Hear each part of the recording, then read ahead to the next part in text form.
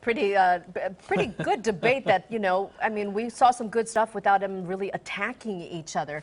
We are joined now by Dr. Michael Shires, an associate professor of public policy at Pepperdine University. Thank you so much for joining us once again. It's great to be here, as always. Doctor, thank you so much for bringing your expertise. Let's talk about Trump and Rubio. They spent a lot of time not only standing next to each other, but fighting back and forth, if you will. Let's revisit their responses when asked if they think that Islam hates America. Here they go.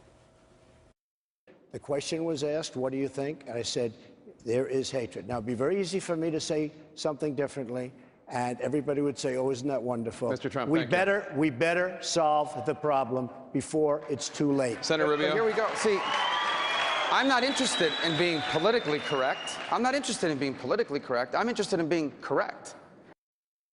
So, Doctor, who would you score there to win that? Well, Donald Trump stuck to his guns. He stuck with the line that he thinks resonates with a lot of Americans. I think it was a draw. I mean, I think they both made their points. They made them very forcefully. It was a good night for all four candidates. I think that exchange really came down to a draw between the two.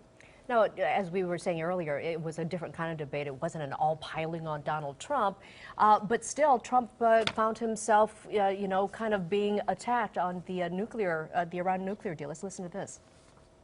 One concern I have with Donald is that although his language is quite incendiary, when you look at his substantive policies on Iran, he has said that he would not rip up this Iranian nuclear deal. I think that's a mistake. The Ayatollah Khamenei wants nuclear weapons to murder us. If Ted was listening, he would have heard me say something very similar. I said we would not do the deal unless it was going to be a very good deal for us. And I think I said it loud, and I think I said it very clear. This was a night when Ted Cruz really wanted to set himself up as the not Donald candidate. And this was one of those areas where Ted Cruz was very effective in getting his foreign policy expertise and his differences with Donald Trump on the table. And this was really important for him because there's a couple all or nothing states where he's going to finish second or third, but there's a couple other states where it's proportional. And he really needed to reach people with that, hey, there's another person in the election tonight, and it's not just, John Kasich and Marco Rubio and Donald Trump. I'm here too. Let's talk a little bit about the issue of who's going to be left after this debate. We know that Trump and Cruz believe that they have common ground on the issue that they should be the last two men standing. They reiterated that tonight. But Marco Rubio defended his decision to stay in the race, so let's go to a soundbite from Marco Rubio. And I get all the delegate math and all that debate. Let me tell you what it's about for me. On Tuesday night, I didn't do as well, obviously, as I wanted to, and I was a little bit disappointed when I got home. And my wife told me a story that night, which is the reason why I can get up the next day and keep fighting. There's a gentleman here in South Florida who just got out of surgery, and his doctors told him he needs to be home resting. But every afternoon, he takes his little aluminum chair and he sits outside of an early polling center and holds a sign that says Marco Rubio. Because for him, I symbolize all the sacrifices that his generation made so their children could have a better life than themselves. That gentleman has not given up on me, and I am not going to give up on him.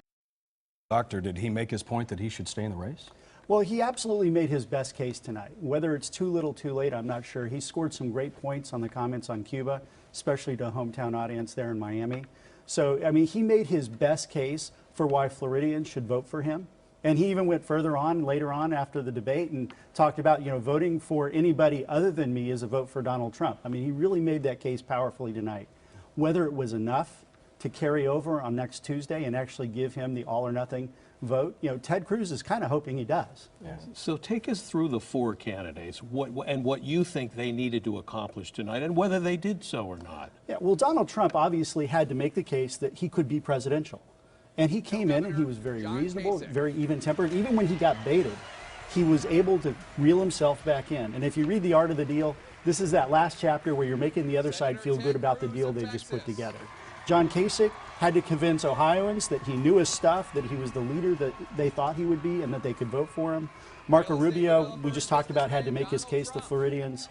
And then Ted Cruz had to make that case that he's the only alternative to Trump. All four of them were very powerful doing it.